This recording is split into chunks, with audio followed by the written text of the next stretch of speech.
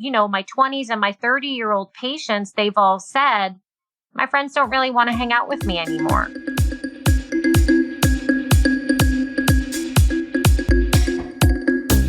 Welcome to the Strokecast. A Generation X stroke survivor explores rehab, recovery, the frontiers of neuroscience, and how to peel a banana with one hand. Hello, I'm Bill Monroe, and welcome to episode 162 of the Strokecast, all about stress and stroke. This episode is sponsored by the fine folks at Modus Nova. To find out if Modus Nova can help you recover the use of a stroke-affected limb, visit strokecast.com/Modus Nova. And by the fine folks at Like Minded. To find out if Like Minded can help you live your best post-stroke life, visit strokecast.com/Like Minded. Michelle Rusk is a speech therapist and wellness coach in North Carolina. While she brings traditional speech language pathology practices to bear in working with her local patients, she is also able to go beyond that to helping people with their hormones and lifestyle changes to better drive health, wellness, and recovery in her work as a wellness coach.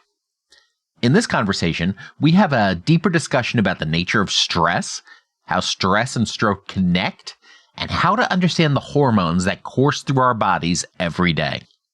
So now, let's meet Michelle Rusk. So Michelle, thanks so much for joining us on the show this week. Thank you for having me, Bill. I'm excited to be here. Yeah, me too. You've got this interesting background of things that we don't talk about directly a whole lot, but that really do impact our recovery from stroke and our dealing with our deficits, and quite frankly, impact these things even for people who are not part of the stroke club. So to start off, when we start talking about living this post-stroke life and adjusting to the deficits or disabilities, I mean, this is all obviously a super stressful experience. We think about the stress of having the stroke, but not necessarily the stress of living with the stroke, but there's a ton of it there. So yes. So from that neurological perspective, though, what exactly is stress? I mean, I think we kind of know it when we feel it, but we don't really know what it is. Oh, my gosh. So stress is obviously, I think there's both good and there's bad stress, right? So stress is actually driven by hormones. Obviously, we all have the hormone cortisol, right? And when your body is stressed, there is a set of hormonal chemicals that are released that start at the level of the brain, and then go down. They just communicate with other important organs of your body. The organ for stress that uses those signals to really send that stress hormone cortisol out is the adrenals. So when you are stressed, your body is pushing out certain levels of cortisol through your adrenal glands. And chronic stress is one of those things I really feel, and that I've seen over the years of just working as a speech pathologist, that a lot of, stroke patients or brain injury patients have to live with. And they, like you were saying, there's the initial stress of having the stroke and then, waking up and knowing that you're in the hospital, but not really being able to understand what's going on for some people, or for some people not being able to speak all of a sudden. Or even just going through that whole, oh my God, I think I'm dying right now. Somebody please call the ambulance. Yes. Yes. Because you know when something's wrong. You know when something is wrong with your body, and you can feel it, and you have those symptoms of stroke, obviously, that trigger you to make that phone call or to get help. it's all in all a very, very scary, obviously very scary situation to be in. And there are different levels and I think that I have seen different phases of recovery, even on the trauma. So stress is trauma. That stress of, oh my God, knowing something is happening, being, knowing this is not right. My body's not right. I have the symptoms of a stroke. I need to call and get help, to the stress of getting in the ambulance or getting in the car and being taken to the hospital, and then experiencing all of what follows after that. Right. And there really is a ton in there. We talk about that hospital experience, that initial experience of, first of all, experiencing the stroke and that being a very stressful event. But then as you talked about waking up at the hospital and wondering what's going on, even into just the experiences we have in there, which may seem mild compared to the whole almost dying thing, but just become the very stressful things of living in that acute context of how do I eat? Am I allowed to swallow? How do I actually use the bathroom, or do I have to use a chair next to the bed? And all of that, that's very stressful from that social and that personal upheaval in all the norms of life type of thing. And one of the things that I like to tell my patients upon meeting them and working with them is, I'm not a workbook therapist. And they kind of look at me funny and they chuckle, but they're like, well, what do you mean? And I'm like, well, what I mean is, I want to know what is affecting you. I want to know what you personally want to work on and what your goals are. And we're going to use those as our therapy goals. Because so many times there are, I do believe, now that's not to say that I don't think that, workbooks and drills don't have their place.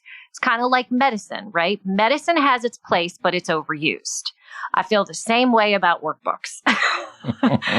So as a therapist, I look at it from a perspective of, if we have to start with some, just rote workbook tasks and working on these things to get you to the place where we are actually working on everyday, functional, tangible, really meaningful goals, meaningful targets. That is my goal as a therapist, to get my patients to that point where we are doing those kinds of activities in our therapy.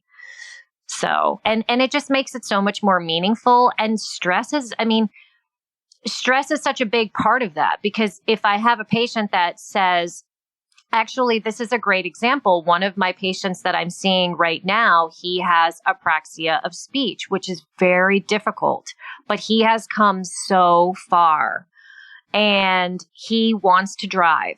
That's one of his number one goals. But he shared with me the other day, the best that he could. He said, I'm afraid if I get pulled over by the police, I won't be able to talk. I won't be able to express to them, I'm a stroke victim.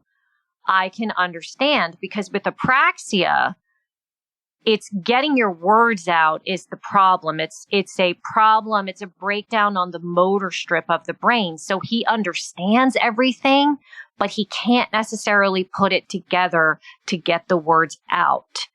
And he wanted to be sure that if he is ever pulled over for whatever the reason, that he would feel comfortable. So what did we do? We're using that as a goal, and we created a short script for him to be able to work on that as we are in therapy, and he practices with it with me. So it's those little kinds of things. And that was something that was really stressing him out. And that's a perfectly reasonable thing to be stressed about, too. Yeah. Since people outside of stroke world will just assume that means somebody is drunk or stoned or just non-compliant with lawful orders, which leads to all sorts of other challenges. Right. I think what you're saying there, too, is also really important. And one of the things that I really liked about my OTs one of my experiences with one of my OTs, I mean, yes, they could have worked with me on trying to throw or catch a ball, but quite frankly, I don't care about that. Exactly. I really don't. But what they did was she did was she brought me downstairs to the stage that they have in the hospital that they use for large presentations in a 100+ person auditorium.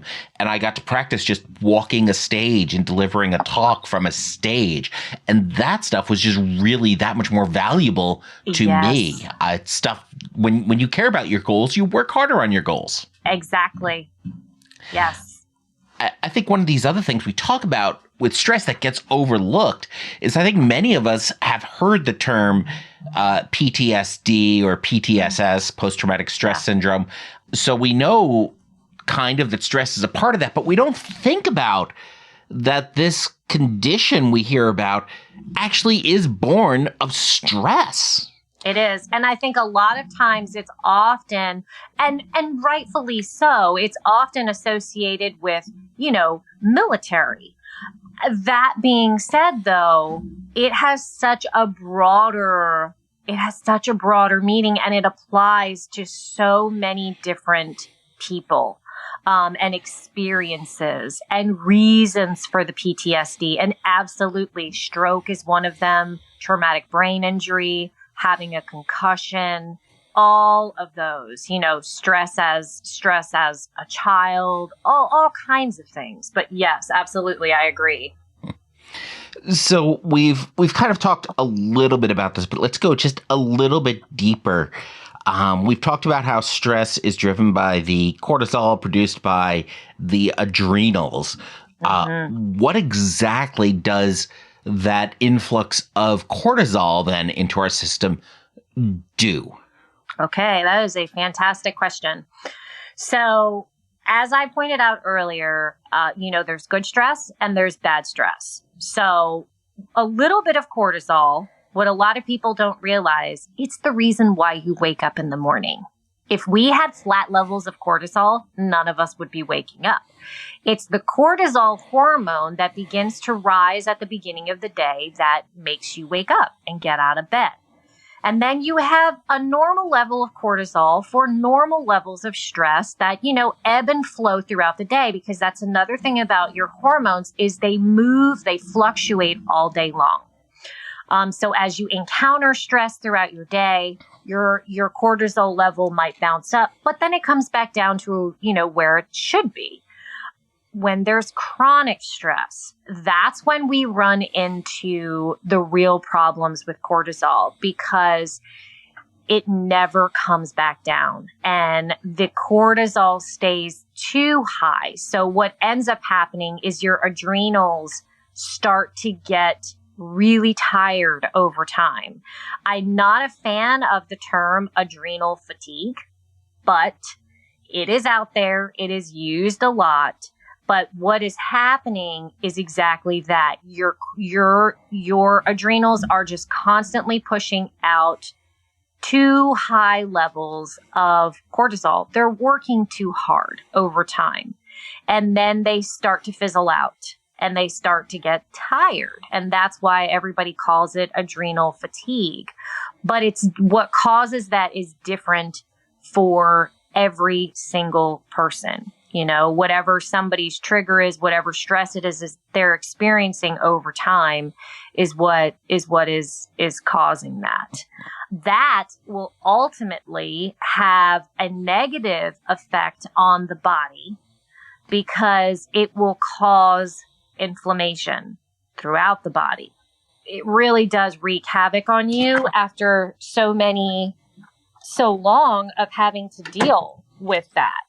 And obviously, inflammation in and of itself can be a massive problem. One of the reasons why a lot of people have stroke in the first place is because they have excess inflammation already with somewhere in their body. That is one of the number one triggers of having a stroke.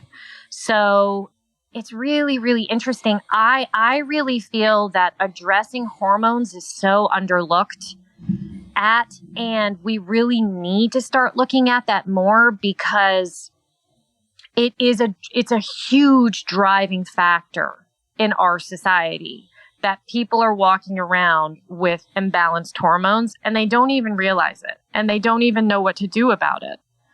So, and a lot of it is driven by stress. So much goes back to stress. I mean, it really and truly does. Right. Absolutely. Absolutely. So we've got all this cortisol.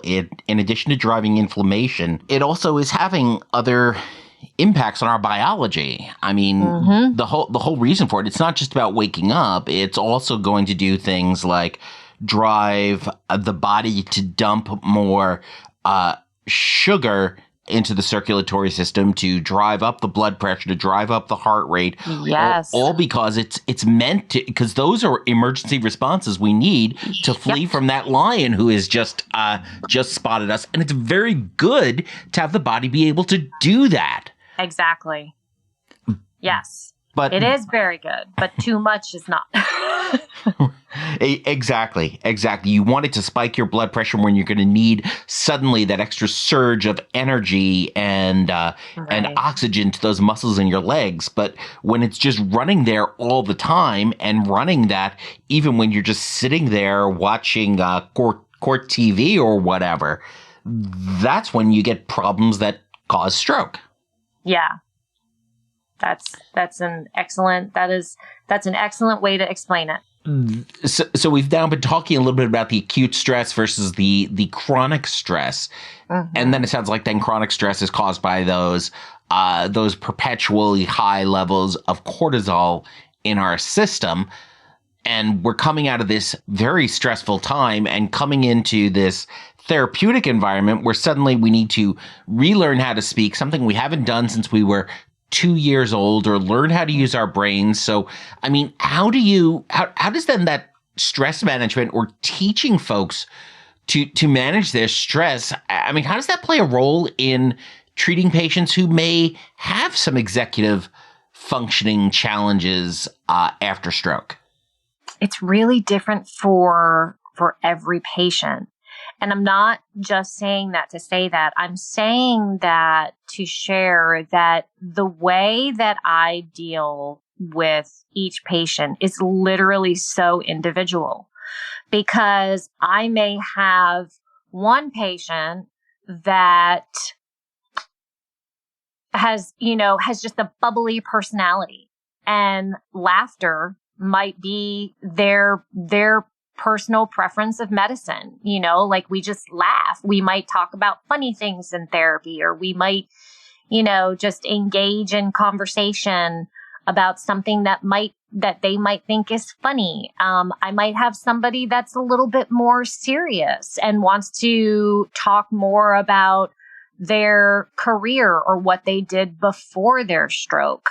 So it really and truly is very, very relative to what they were doing before they had their stroke, what their occupation was, what their habits were, what they enjoyed doing, what their hobbies were, and to try to incorporate as much of that as I can into their therapeutic goals.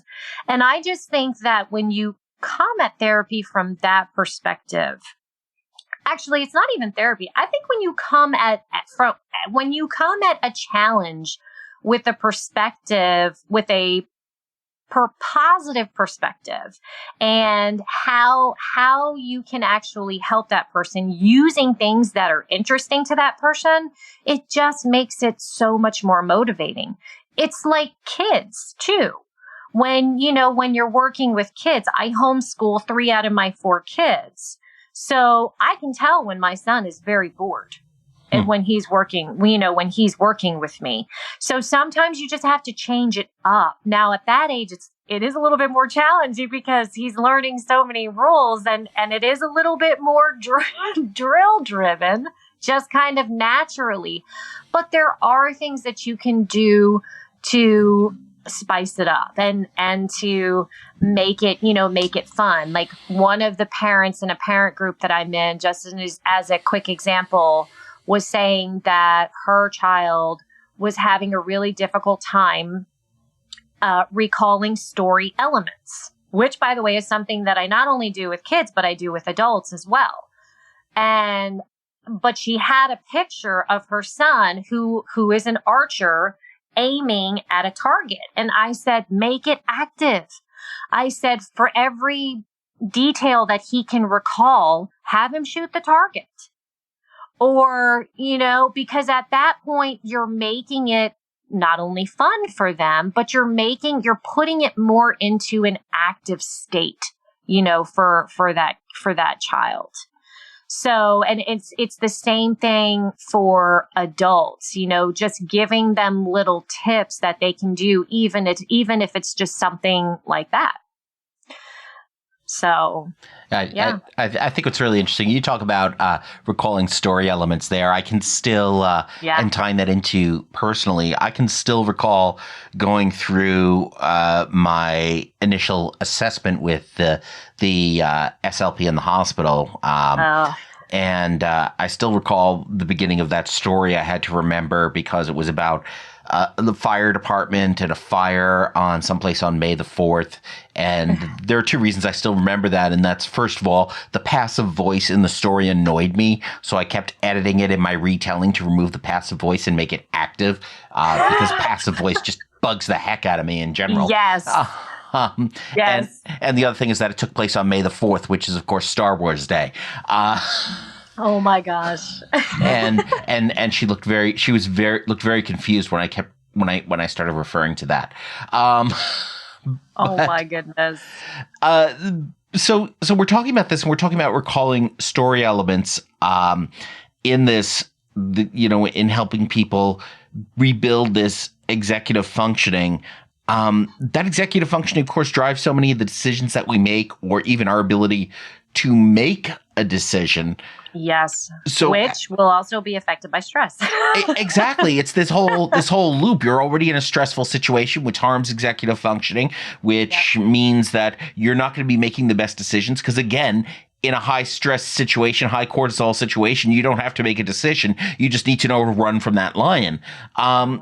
So how do you get to the point where you can punch through the impacts of that cortisol to actually help people start working on that, on those skills and rebuilding those skills?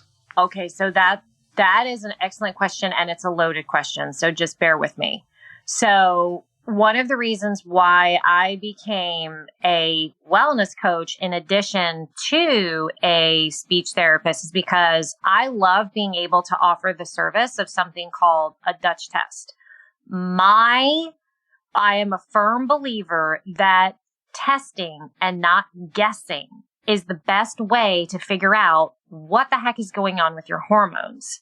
If we are really going to get to a point where we are addressing the element of your true stress level, which is why we test using the Dutch test, which is a really simple at-home urine test that you take at home. Everything is mailed directly to you, and you do it in your home, and then you mail it back. They send you your results via email. And what my patients and clients do is they send me the results. And then in 1 or 2 sessions, we go over lifestyle changes that really need to happen, because I think so many people expect that it's a quick fix, and it's not. When your body has been in a state of driving cortisol for so long from the trauma, you have to address the element of lifestyle. And there are some people that really just don't want to do that. And for me, that is their choice. But one of the things that, I always say is you have this bridge. And to really bridge that gap is to just not guess about it and to find out really where your level of hormones, where they are.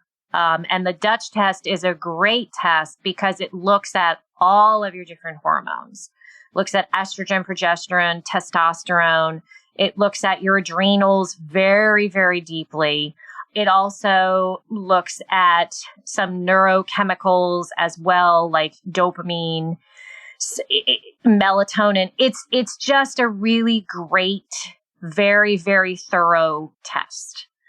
Once we do that and we really can see what is driving the stress, and we can actually make a plan to drive that stress back to where it is, where it needs to be, back into the normal levels. But again, like I said, that's not going to happen without some lifestyle changes, which are really and truly essential. Then, once we have that piece of the puzzle, I might, if I'm able to see the patient as a speech therapist, like in the state of Virginia or the state of North Carolina, I'm likely already working on executive function goals for that patient. Again, I want them to be realistic. I want them to be functional for that patient. So whatever it is, their executive function that it is that they're having trouble with, that's what we're going to target. And so those things might happen side by side each other, or we might do one piece of the puzzle first and then another piece of the puzzle. If the patient that I see for the Dutch test is not, in a state that I'm licensed in to treat as a speech pathologist, then I treat them as a wellness coach. So we can still address executive function in a different way. But there are different levels and various pieces to the puzzle that I personally just think are really so important to recovery. And the Dutch test is an interesting thing. You can just order them online for a few $100s. It looks like about $400 direct from DutchTest.com. Is that something that insurance typically covers in the U.S.? No, they don't cover it anywhere. It's just not one of the tests. Insurance always lags behind. I mean, really, really, and truly, I was actually just having this discussion with a doctor of mine the other day, because I was telling her I wasn't going to get one test and I wanted another test. And that's what she said. She was like, I believe in that test, but you know that insurances don't cover it because they lag behind. And I was like, I'm very well aware, because they really and truly do. They lag behind. For me, I am willing to pay some out-of-pocket cost for a test that I know is going to give me straight shooting answers. And then on top of that, working with somebody like myself, I can actually walk away with a plan of action. It's huge for me. And I also wanted to let you all know that if you work with a Dutch test practitioner like myself, you actually do get a discount. It's $100 discount on the test. So yeah, it's kind of worth it to work with somebody for that reason and for the plan that comes with it. Absolutely. Because, otherwise you could just look at the test. You could just do it yourself, get the test results, and now you've got some test results. And it's like, okay, I got this sheet of paper or this screenshot on my computer. There we go. I have some information. I have some data now. I don't have information, but I have data. Yeah. Yeah, exactly. So once folks understand their cortisol levels, whether from a Dutch test or from whatever other way they've managed to measure their cortisol levels, how do they manage that? How do they drive them down but still have that cortisol available when they need it? Yeah, sure.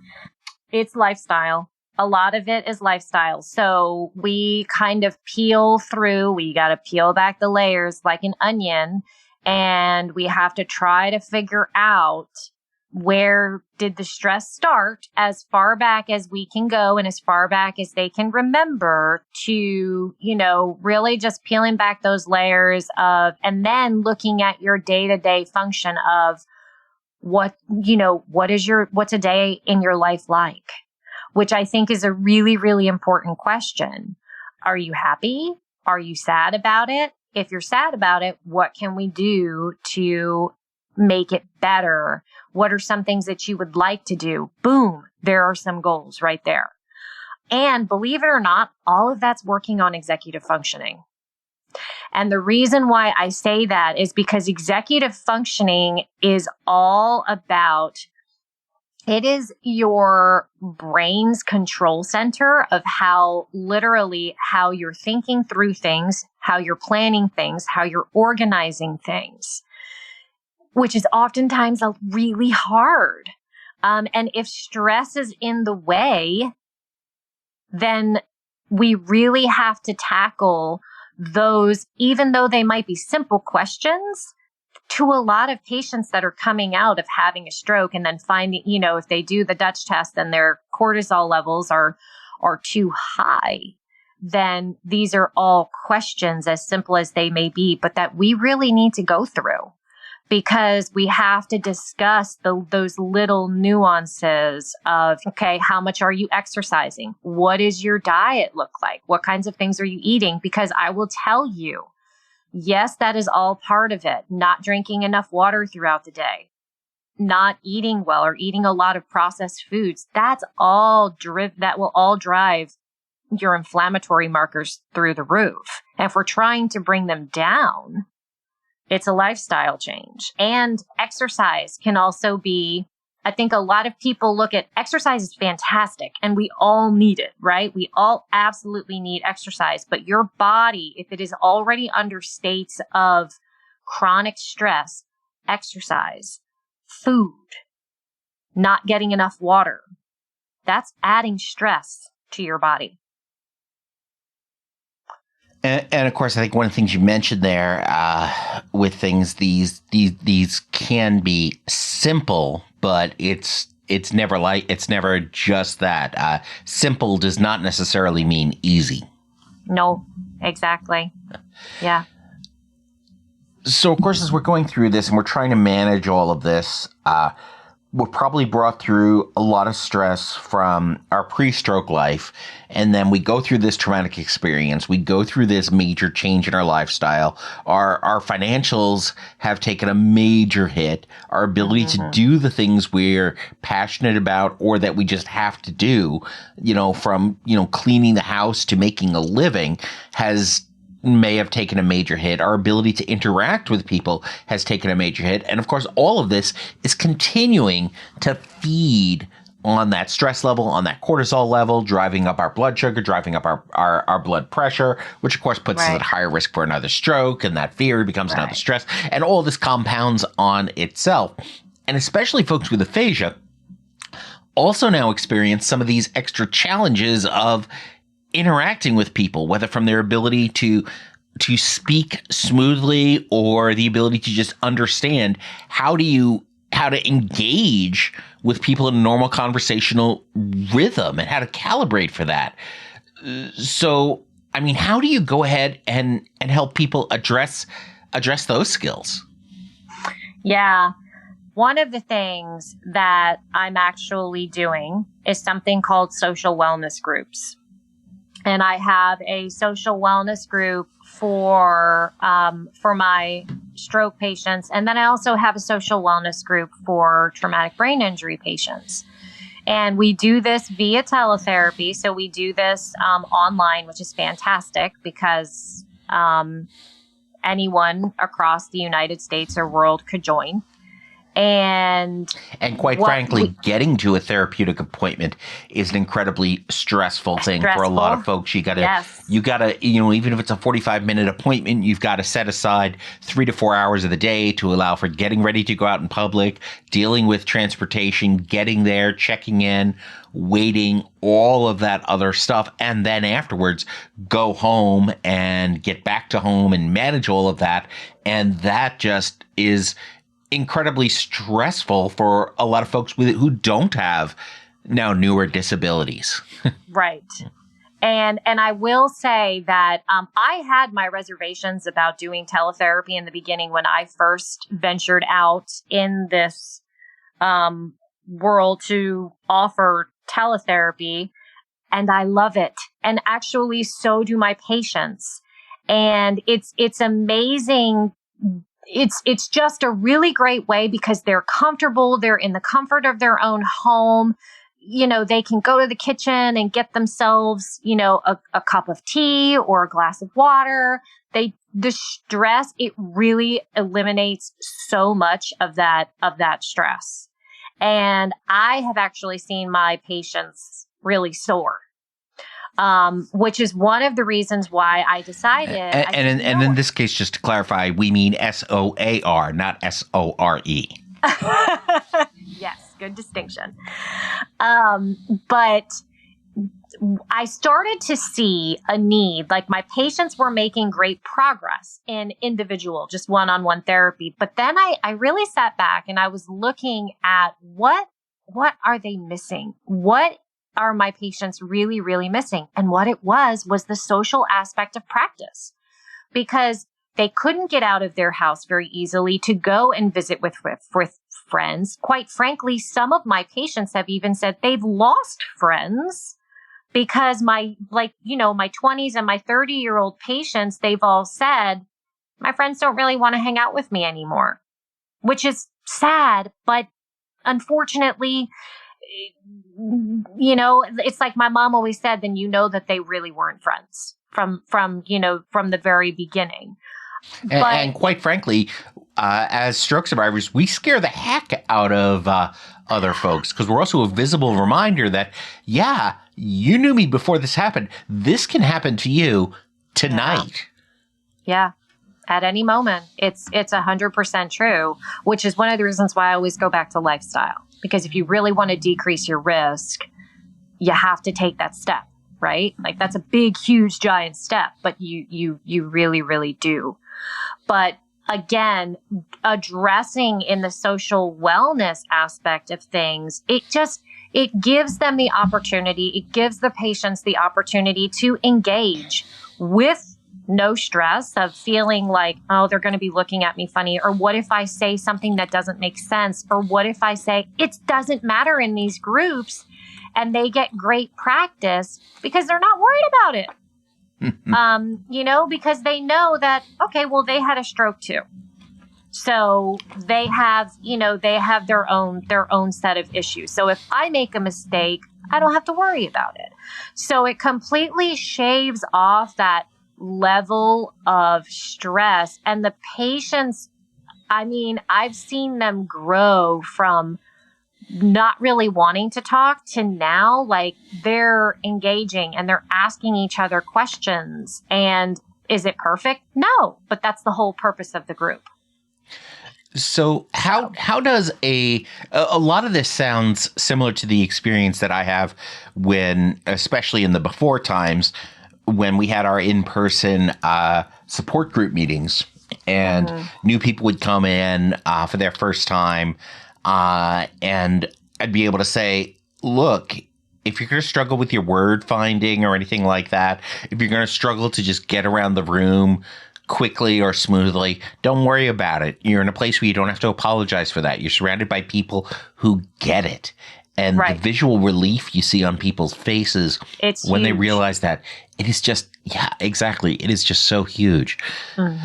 So how does then a social wellness group like you're running here differ from what you might encounter with what we traditionally think of as a stroke support group? So I think it differs in the aspect that as a speech therapist, while I'm not directly doing one-on-one therapy with my patients and actually, going goal by goal, I am there to really field the conversation and to really help when there is struggle, when they can't say, because a lot of times the patient will look at me and be like, help me, I can't get it out. And then we work through it together. And then they get to a place where instead of just giving up and saying, never mind, I can't get it out, we get it out. From a therapeutic perspective, I am there to help them figure out what they're trying to say. If they struggle, I can help them find their words if they're struggling to find their words. I come at it from more of a therapeutic perspective. Yes, I'm obviously a key supporter because that is also my job as a therapist as well, but I also come at it from a therapeutic perspective for those functional aspects of conversation, whether it be finding your words, having it make sense. Sentence structure is a big, big, big one. Putting it together in a sentence that actually makes sense, and then turn taking, all those different aspects. So it's almost like it becomes then a little bit more focused. The support group conversation is happening at one level, but there is a meta process happening at a higher level on the norms of social communication. So Yep. when I run a stroke support group, I attend one run by PTs and OTs and SLPs and neurointerventionists and the nurse practitioners, where we're talking about the core subject matter. Could be anything from how aneurysms actually work to how you can work with the Washington State Health Insurance Finder to, hey, here's a survivor who's written an amazing play you need to check out. So we're having that conversation at that one level about that core information, and we're helping people with questions as appropriate if they want help. But it sounds like you're also then engaging in teaching other things at the meta level that go beyond that. Yes, absolutely. And if I have a patient that's not necessarily engaging, I'm not going to put them on the spot, but I might ask them a question to kind of get them moving and to get them going, because you might have that one or two people that maybe they don't want to say too much because maybe they're not so comfortable. So my job as the therapist is to kind of come in and try to get that going.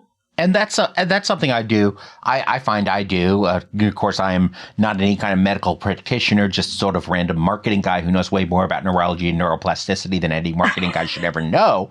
But I mean, even just in non-stroke and non-brain injury contexts, that's just part of good group facilitation, figuring out how you can help other folks in the group engage even when they want to sit back without putting them on the spot and without necessarily making them feel uncomfortable or resentful about being there, but making sure you get their input as appropriate. It becomes so important in business contexts as well as in social contexts.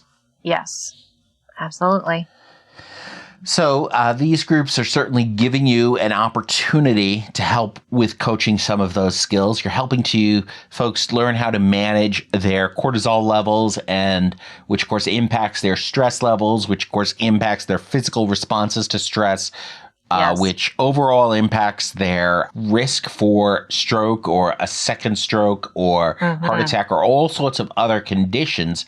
And it's all coming back to this root cause of stress and figuring out how you can address that, whether that's through lifestyle changes, that's through acquiring social skills, et cetera, et cetera. I mean, what drove your interest in this whole speech language pathology field to begin with? Because there's a lot there.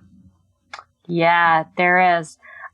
I was a junior in high school, and my grandmother, unfortunately, she was diagnosed with Alzheimer's, and my mother was the main caregiver for my grandmother. And one day my mom came home from the doctor's office because I knew God put me on this earth to help people. Like, I am a helper and a healer.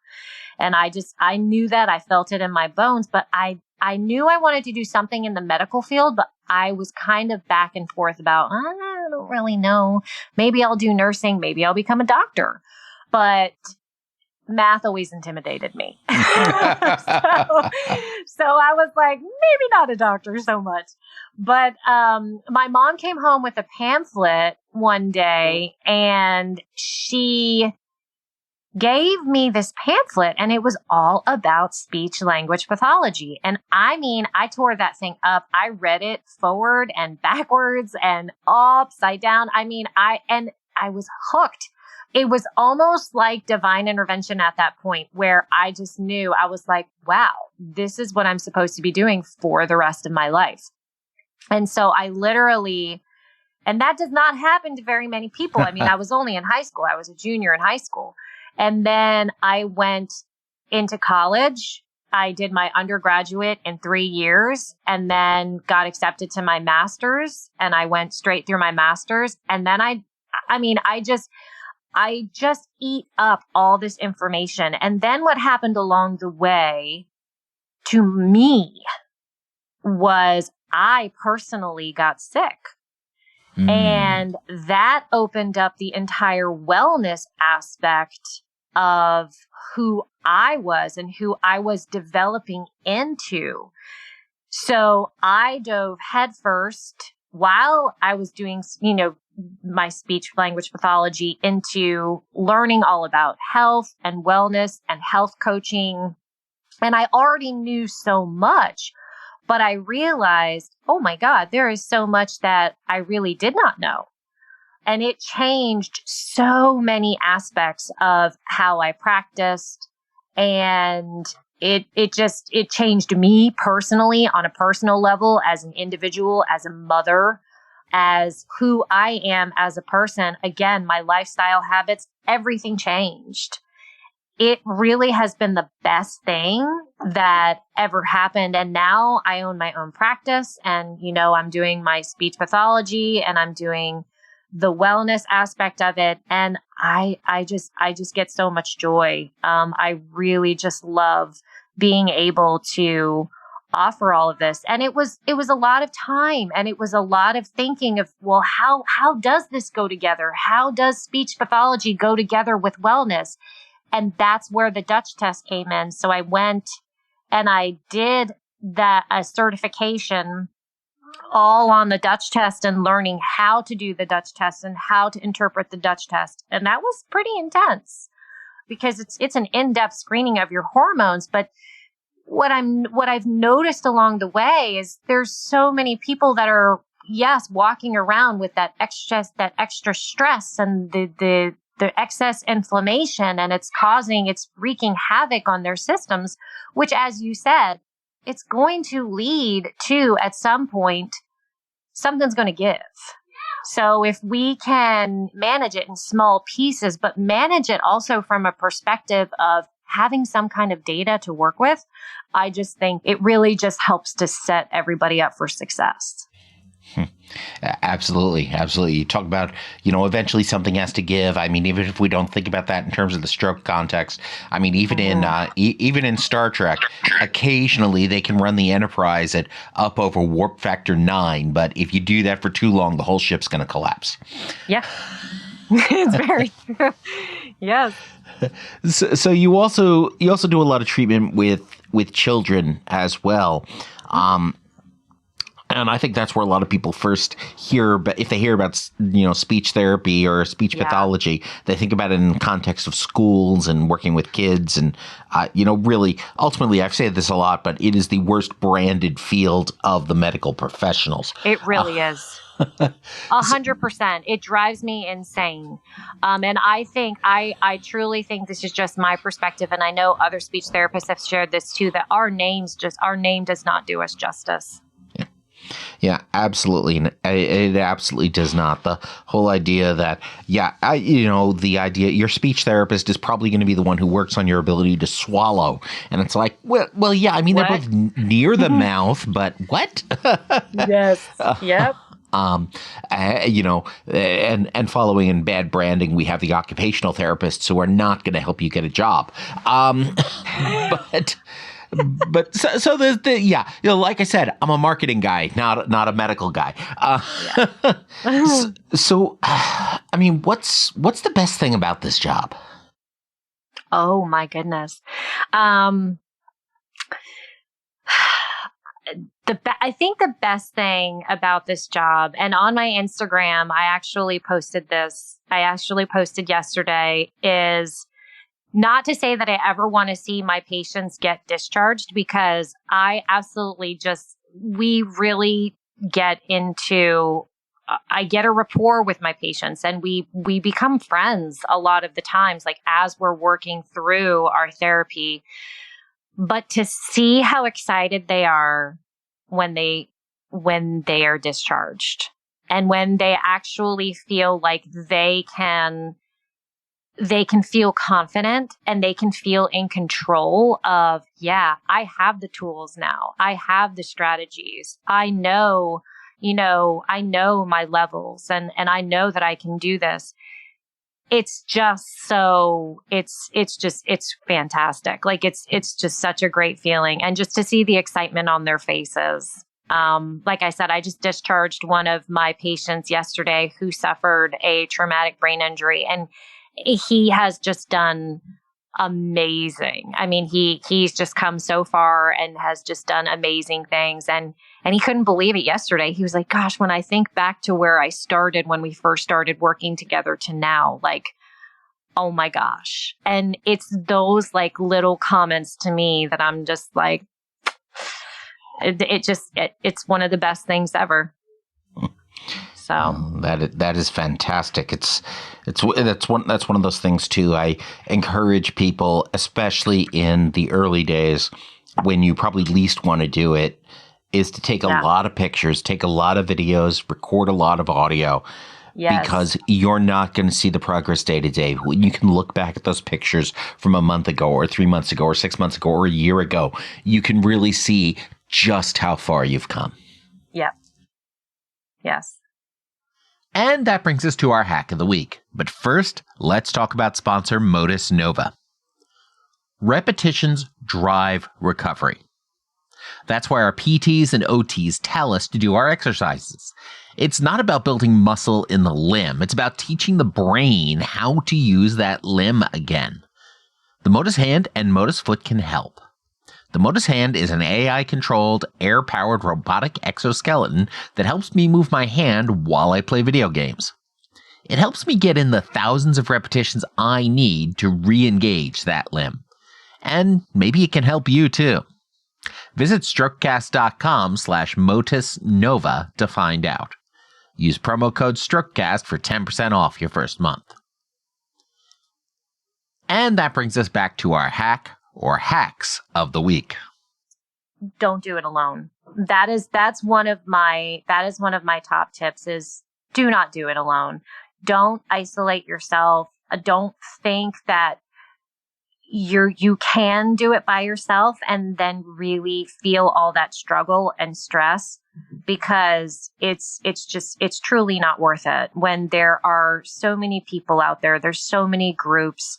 There's so many things that you can do and get involved in to really help you get through that. So I think that's definitely one of my number one things.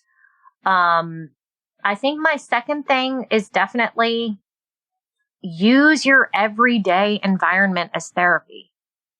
Anything that is around you, if there's a challenge that comes up, think to yourself, okay, here's a roadblock, here's a challenge. Think through it. Like, how can I use this to learn from it? How can I use this as some sort of, therapy for myself? We really do learn the best in our everyday environments. So I definitely think that is one of my other biggest tips and takeaways that I would say. So yeah, I think those two things are probably two of the most important things that anyone can do for themselves. And then 3, test, don't guess, for sure. If you suspect that you're having hormonal issues, if you suspect that, there's something that you are suffering from, or you not suspect, but you're suffering from a lot of stress, PTSD or just chronic stress, and you're having symptoms and you're just not sure what's going on, take a Dutch test.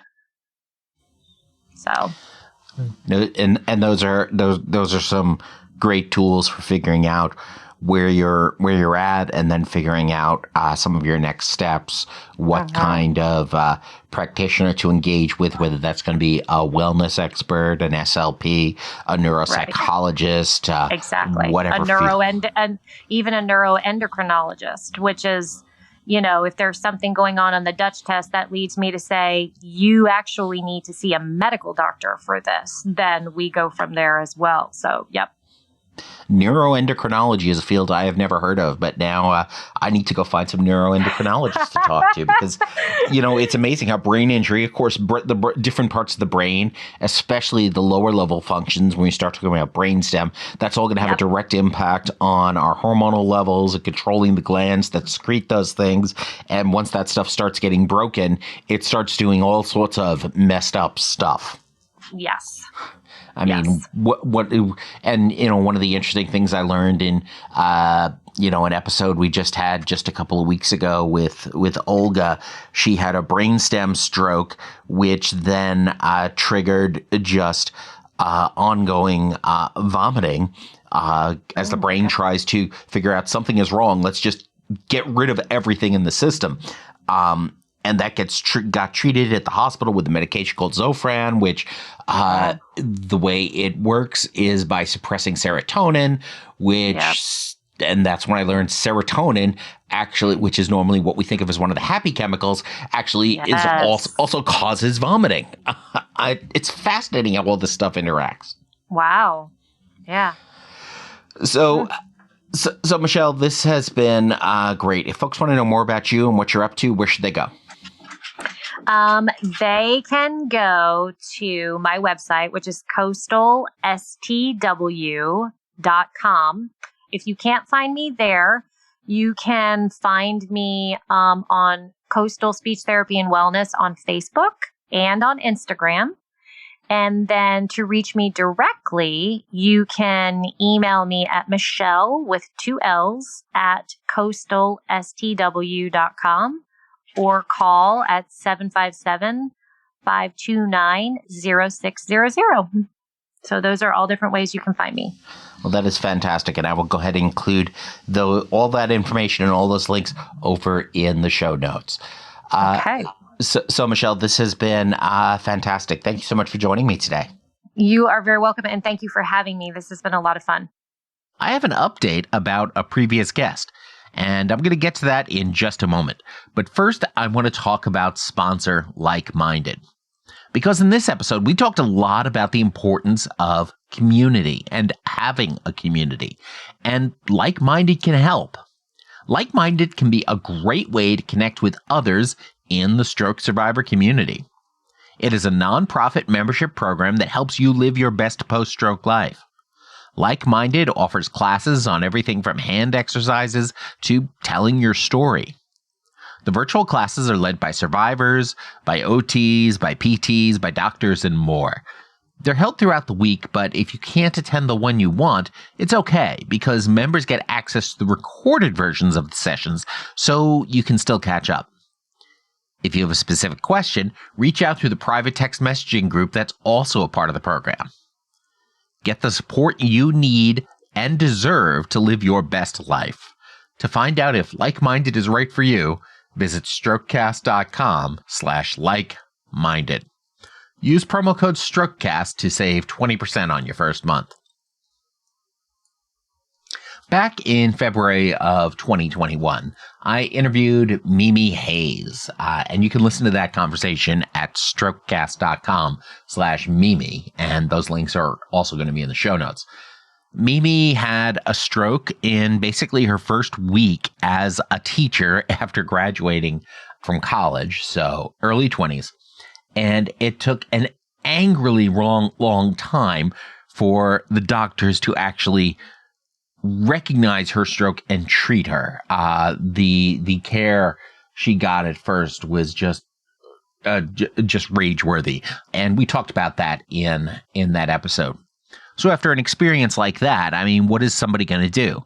Well, obviously, they're going to go ahead and become a comedian and turn their experience into comedy to entertain others. And that's just what Mimi did. She went ahead, lived in New York, moved back to Colorado, moved to LA. In that time, she performed at the Edinburgh Fringe Fest in Scotland. She wrote a book, and all those links are available over at strokecast.com/Mimi.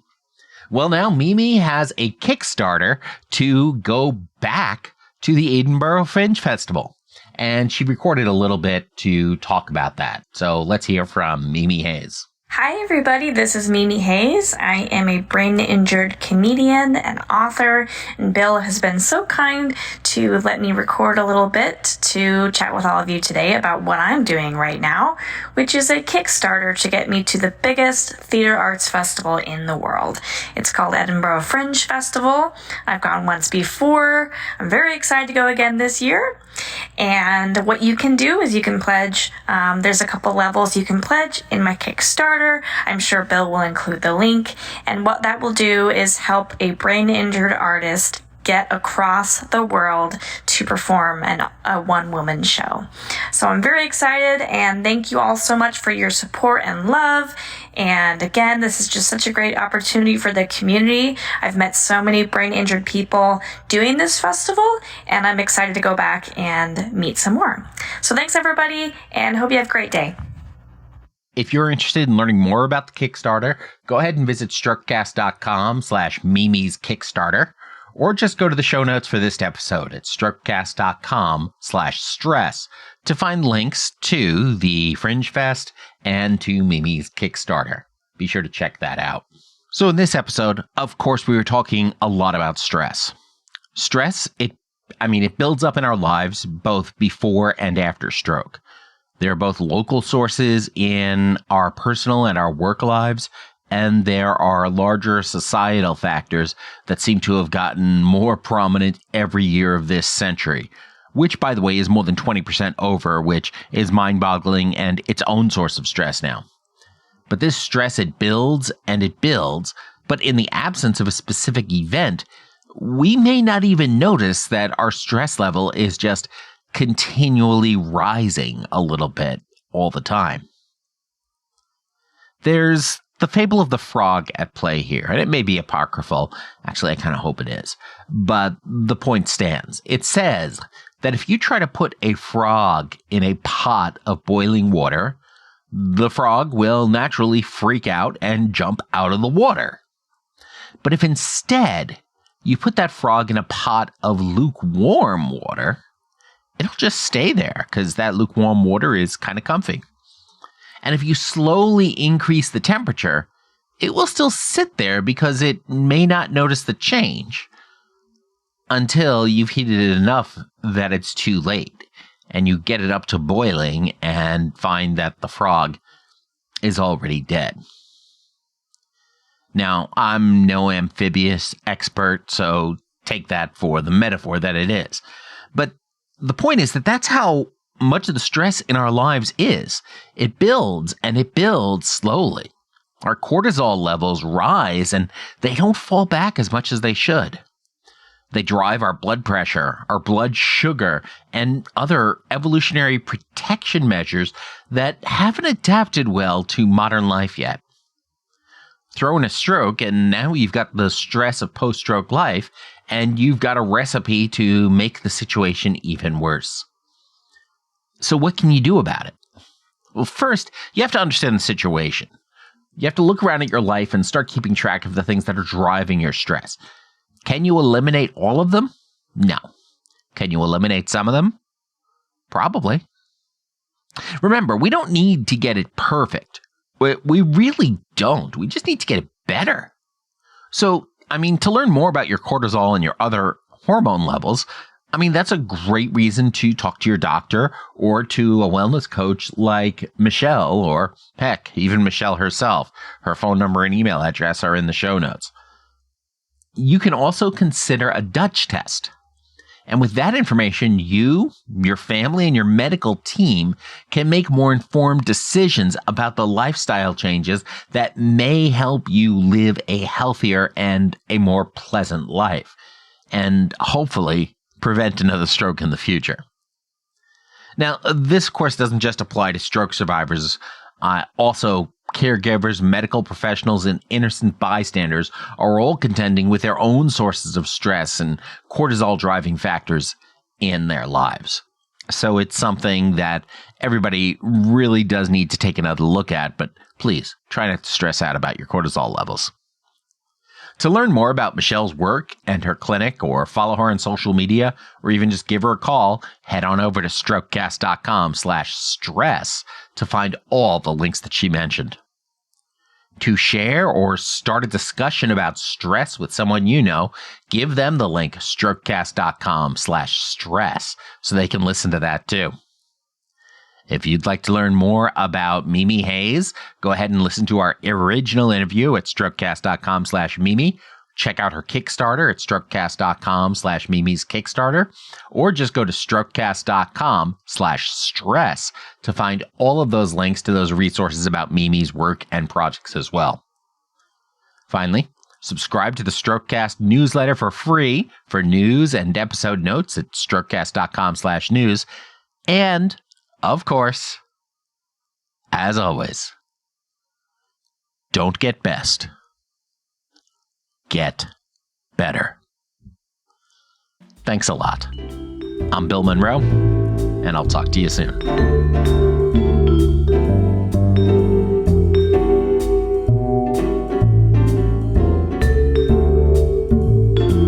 The Strokecast, Bill Monroe, and Bill's guests provide general information and entertainment, not medical advice. Please do not make any changes to your treatment plan or the execution of your treatment plan without first consulting your personal doctor or medical team. The Strokecast is a proud production of the Currently Speaking Podcast Network.